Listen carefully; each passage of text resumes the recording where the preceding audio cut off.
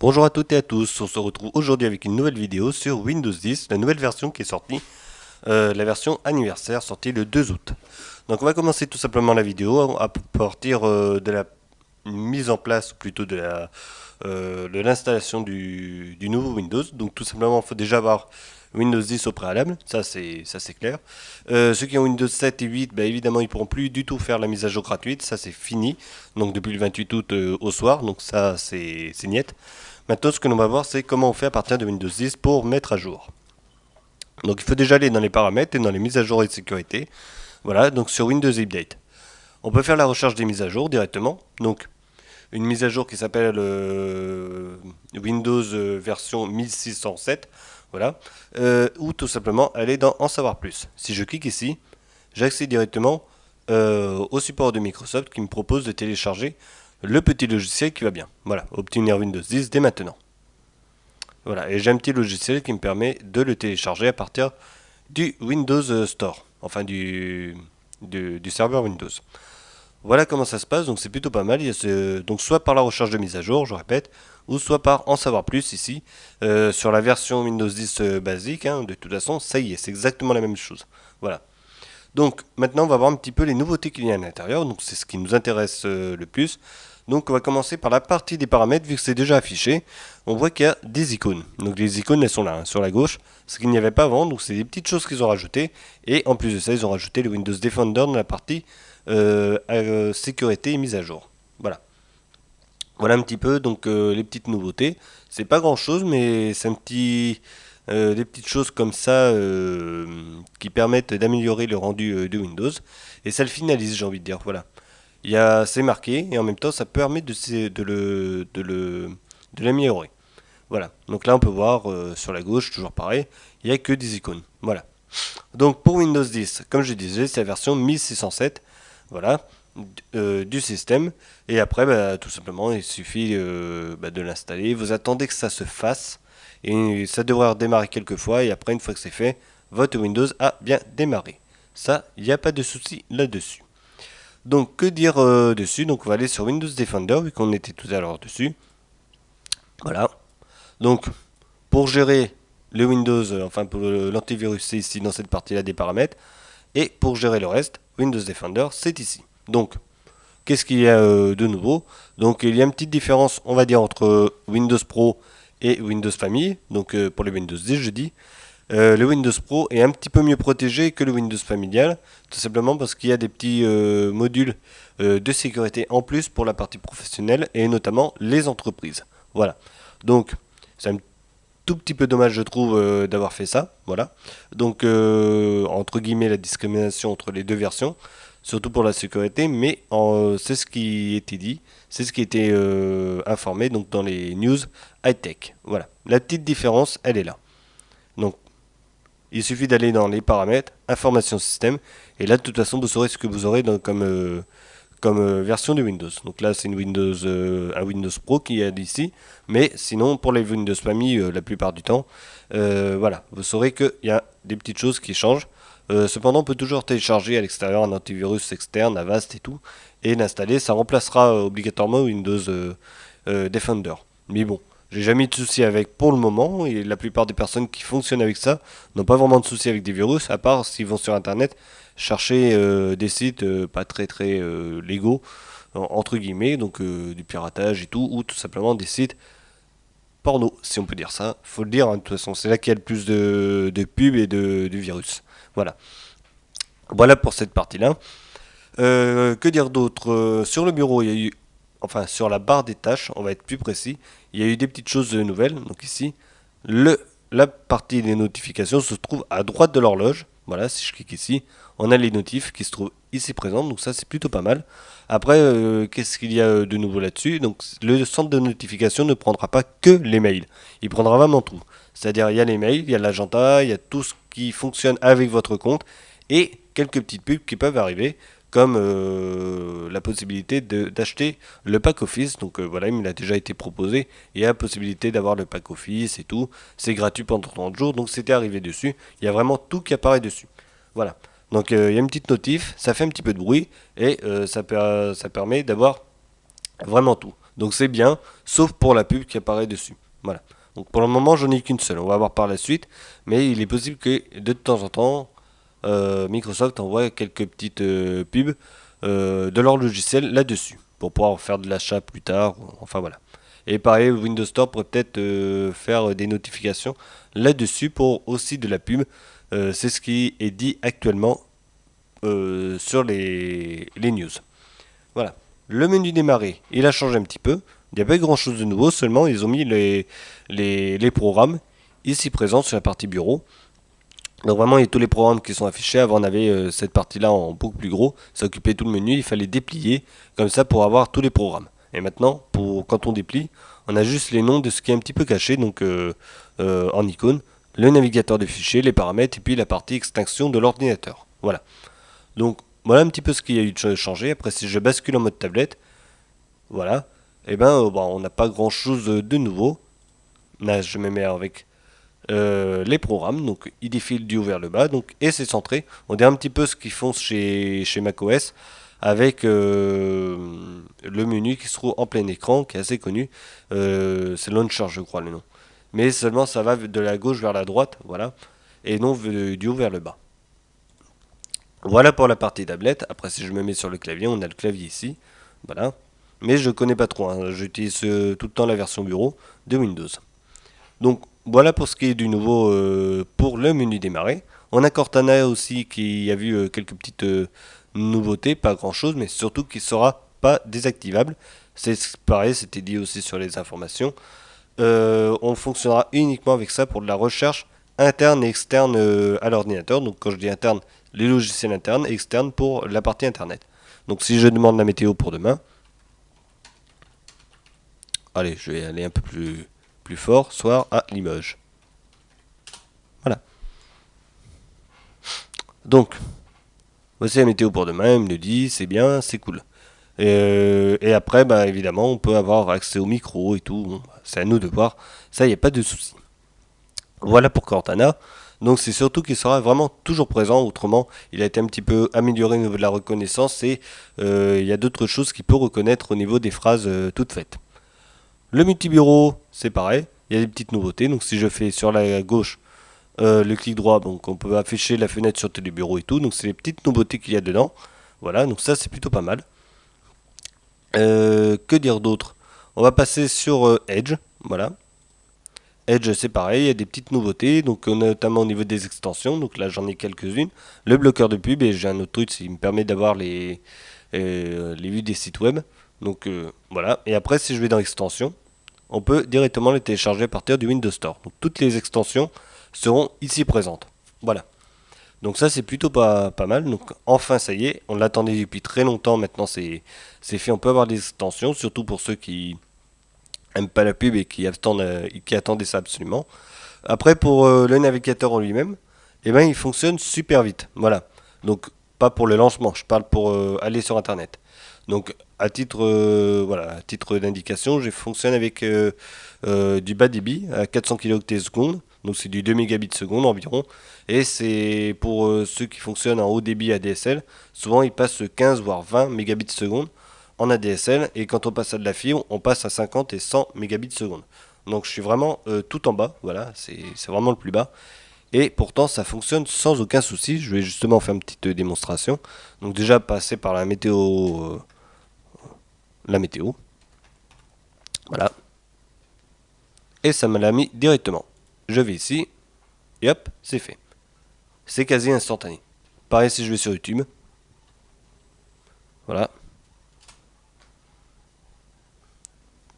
C'est chargé.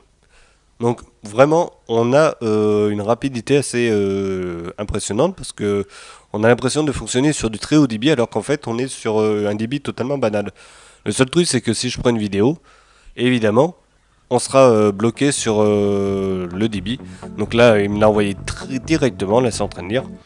On sera bloqué uniquement sur le débit que nous permet de lire notre box. Donc moi je peux pas vraiment lire la HD, sinon ça consomme un peu trop. Donc ça se limitera à ça. Mais sinon, il est extrêmement rapide. En plus, il n'y a plus de pub. On n'a pas l'impression qu'on a mis des extensions comme Firefox qui s'alourdit avec les extensions. Là, il n'y a rien. Donc c'est vraiment super. Alors, à titre d'indication, je vais lancer Firefox. Voilà. Et j'ai envoyé YouTube. Voilà. Attendre que l'autre charge. Voilà. C'est parti pour YouTube. Voilà. Donc là, ça va, c'est encore rapide. Et j'envoie la vidéo. Et c'est parti, il n'y a plus qu'à attendre. Putain, mais limite la BM elle est Voilà. plus. Ouh, Bon, ça va où encore. t'es passé, mec? Là, ça a bien fonctionné. Je prends une autre vidéo. C'est la classe. Genre, regardez-moi, c'est pas Donc bon. ça va. Là, il fonctionne à peu près. Mais des fois, il y a des petites lenteurs, ça arrive. Et je trouve que vraiment. Alors, je vais l'arrêter, on sait jamais si c'est du copyright ça. Il fait vraiment très très bien le taf Edge par rapport à ce que faisait Internet Explorer. Franchement, il n'y a pas photo, hein, ça c'est clair. Après, si je vais sur Météo France, voilà. Voilà. Voilà. Donc là, ça va, il a été assez rapide. Tac. Voilà. Ça va. Aujourd'hui, il va me faire mentir. Allez. Mince.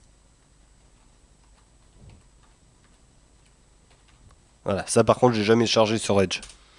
Hop. Voilà. Donc, c'est quasiment similaire. De toute façon, les deux sont quasiment similaires au niveau de la vitesse. Franchement, c'est bien. Voilà. Donc, Edge, franchement, beaucoup de bien, notamment au niveau de la vitesse pour charger les pages et tout, par rapport à ce que faisait Internet Explorer. Ça ne déroge pas à la règle, même avec les nouveautés. Et même en plus de ça, avec les modules supplémentaires, on dirait pas que c'est super lourd. Donc voilà, très bon point positif. Voilà pour ce qui est de Edge. Maintenant, on va passer au navigateur de fichiers juste avant de passer à ce qui nous intéresse le plus. Donc le navigateur de fichiers, alors je vais éteindre ça. Il n'y a absolument pas d'onglet encore. Sauf que j'ai rajouté un soft dessus. Mais sinon, il n'y a pas d'onglet du tout. On ne peut pas faire CTRL-T, ouvrir des onglets et tout. C'est resté exactement pareil. Et c'est vraiment le point négatif que je peux relever. On est obligé de mettre un petit logiciel pour pouvoir le faire. Alors que sur tous les autres systèmes, comme macOS et les systèmes Linux, on a à chaque fois des onglets sur les navigateurs de fichiers. Donc je pense qu'ils sont encore un petit peu en retard là-dessus. Surtout que maintenant on a vraiment des alternatives, notamment sur le Windows Store, avec des navigateurs de fichiers avec des onglets. Donc c'est dommage, je trouve. Bon, après, il faut quand même mettre la main au porte-monnaie. Ça, c'est obligé, hein, y a pas de souci là-dessus. Mais en tout cas, voilà. On en a quelques-uns qui permettent justement de faire ça. Donc, qu'est-ce qu'on va prendre? Alors, Modern Explorer. Ah non, ça c'est l'ancienne version.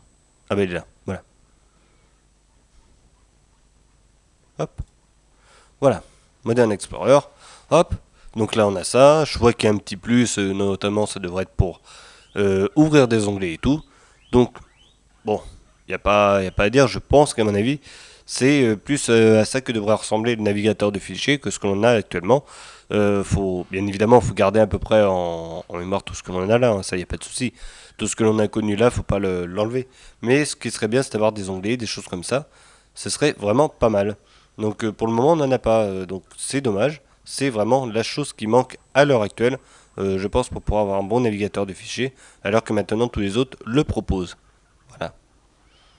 Voilà pour ça. Mais on peut en trouver sur le Windows Store. Bon après, j'ai pas été chercher vraiment beaucoup, mais ça manque. Allez, on va passer aux pages d'Ubuntu. Donc qu'est-ce que c'est? C'est tout simplement le module Linux à l'intérieur. Donc, qu'est-ce que Linux? C'est tout simplement les systèmes d'exploitation. Donc là, on a Ubuntu qui est directement ici. C'est gratuit. Et à la base, c'est connu pour des serveurs et aussi pour la partie graphique, notamment avec Ubuntu et tout. Donc on peut l'avoir sur Windows. Et c'est vraiment la chose qui a fait grand bruit au moment où c'est sorti sur les informations, comme quoi Windows préparait cette version-là. Voilà, avec justement Ubuntu d'intégrer. Donc, qu'est-ce que j'ai fait? Je l'ai testé et j'attendais justement que ça sorte pour pouvoir en parler en vidéo, et c'est pour ça que je fais la vidéo aussi. Voilà. Donc là, je vais tout simplement voir un petit peu ce qu'il y a dans le ventre de la machine. Voilà. Donc là, j'ai tapé sur le truc ls avec un slash pour demander lister les fichiers qu'il y a à la racine du système. Donc c'est-à-dire à la racine du disque dur. Voilà. Donc là, il me l'a sorti. En bleu sur noir, c'est génial, on voit absolument rien. Mais ça marche très très bien. Voilà ce qui devrait me sortir en temps normal. Voilà. Donc c'est comme ça que ça fonctionne. Hein. Voilà. Après, si je lance des applications graphiques, donc par exemple Tunar. Ah oui, j'ai oublié. Hop.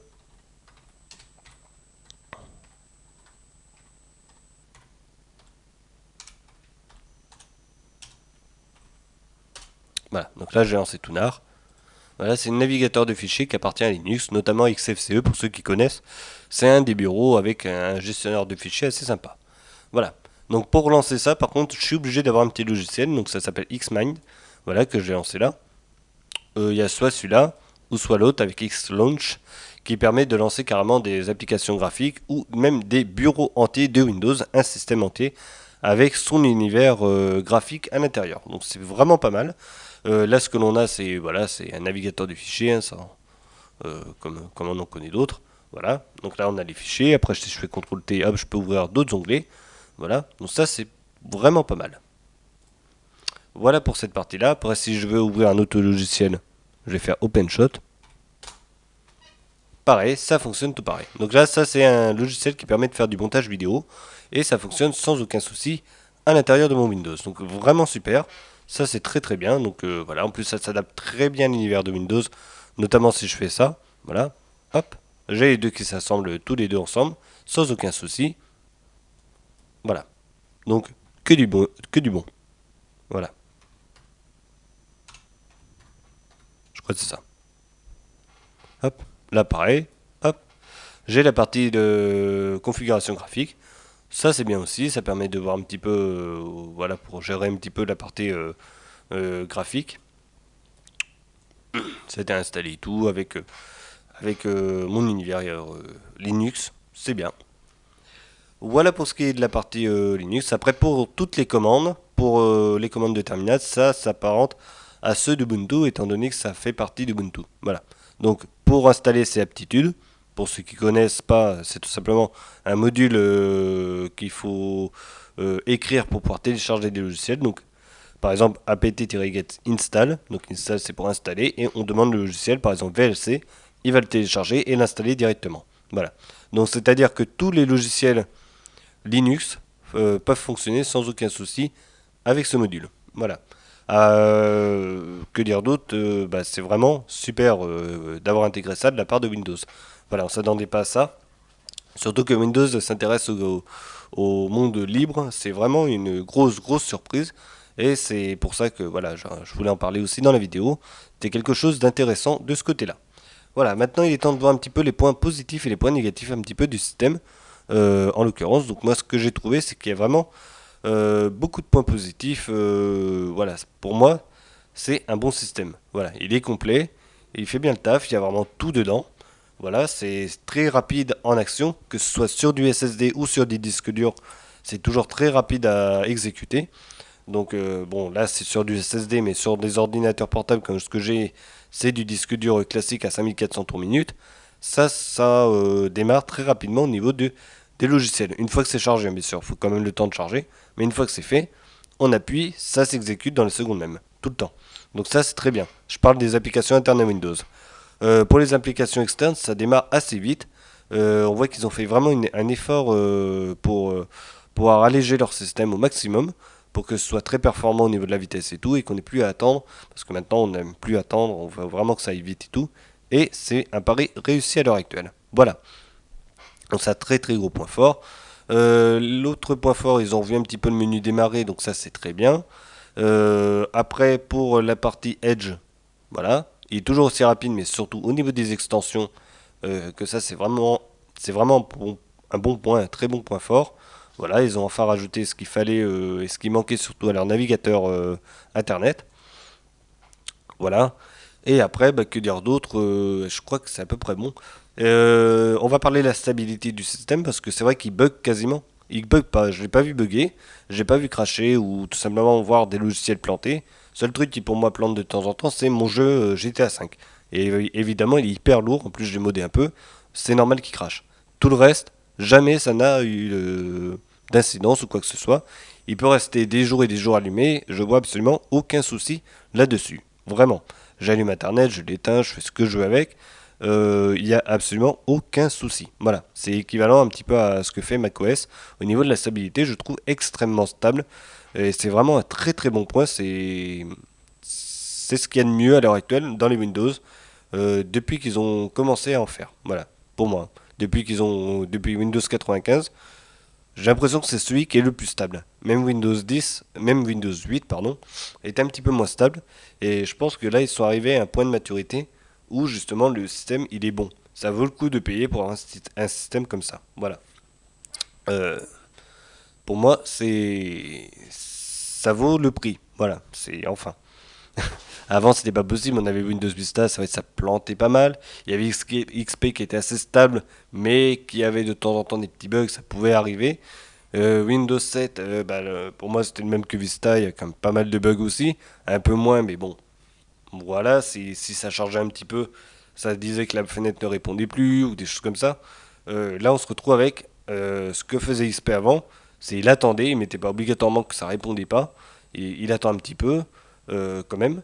Et en plus de ça, on a une stabilité exemplaire au niveau du système pour l'avoir utilisé quelques temps, notamment avec la version de Windows 10 qui était sortie juste avant. Non, franchement, il n'y a pas de souci là-dessus, c'est vraiment extrêmement stable. Que ce soit la version famille ou la version pro, c'est exactement la même chose, ça bug pas.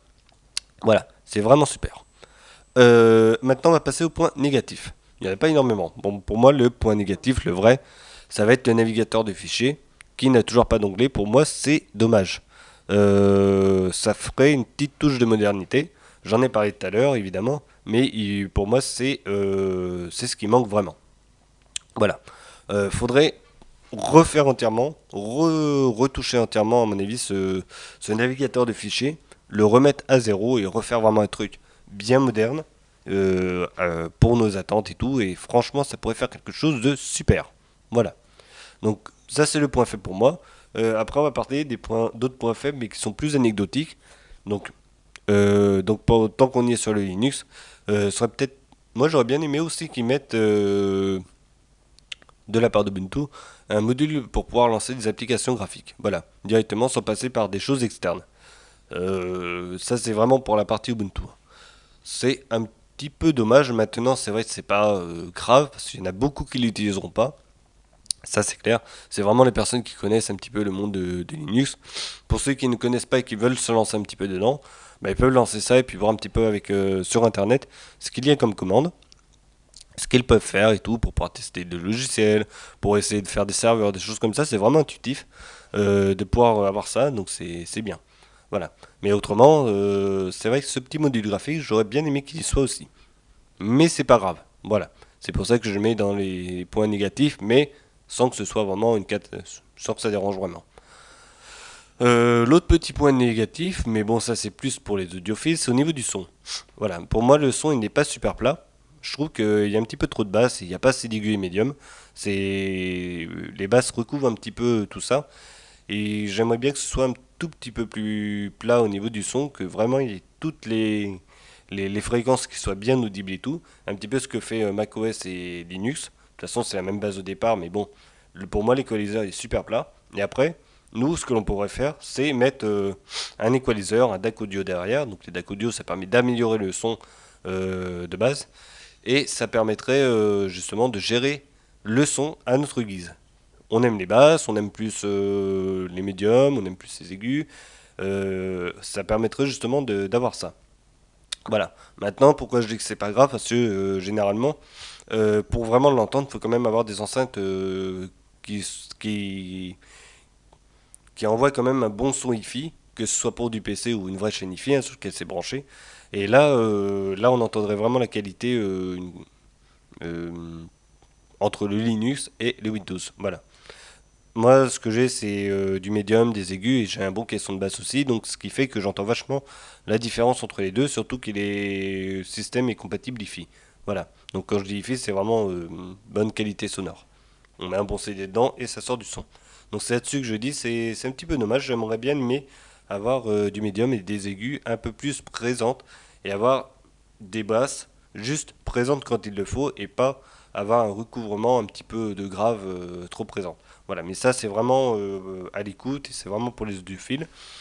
Maintenant, c'est pas non plus une catastrophe, je veux dire, pour jouer, pour faire des choses comme ça. Avec un casque, n'importe quel casque, à moins de 100 euros, on va pas entendre la différence. Avec des petites enceintes habituelles, entre 30 et 50 euros, on va pas entendre la différence. Faut vraiment quelque chose de très pointu au niveau du son pour voir à quel point la différence est présente. Et encore, c'est pas non plus extrême. Voilà. Donc moi, ce que j'ai fait, j'avais pris un equalizer, je l'ai mis dessus, ce qui fait que c'est moi qui règle un petit peu le son pour augmenter un petit peu les médiums et baisser un petit peu la partie grave qui dérange. Bon, bah, ça c'est, j'ai juste fait moi-même et c'est pas très grave. Voilà. Donc, mais sinon, pour moi, c'est un très bon système d'exploitation. Voilà pour la vidéo. On va faire un bilan global de tout ça. Le Windows, bah, ça vaut vraiment le coup de l'avoir, il n'y a pas de souci. C'est un bon système. Les points forts, je vous l'ai dit, hein, c'est l'arrivée du bash de Ubuntu pour ceux qui adorent Linux et tout. Ça, c'est vraiment un bon point fort. Et après, bah, la stabilité du système, ça, c'est sûr, elle est présente. Voilà. Et puis, bien sûr, en point positif, pour moi, les petites améliorations qui ont été faites. Et le point négatif, pour moi, c'était le navigateur de fichiers sans onglets. Pour moi, ça manque. Voilà. En bilan global, ce que l'on peut dire pour conclure la vidéo. Et après, les deux petites choses que je vous ai dit, c'est vraiment anecdotique, le son et puis la partie Ubuntu. Sur la partie graphique et le son qui est pas super clair pour les audiophiles, c'est anecdotique. Voilà. Mais sinon, super, pour moi, c'est vraiment un très bon système.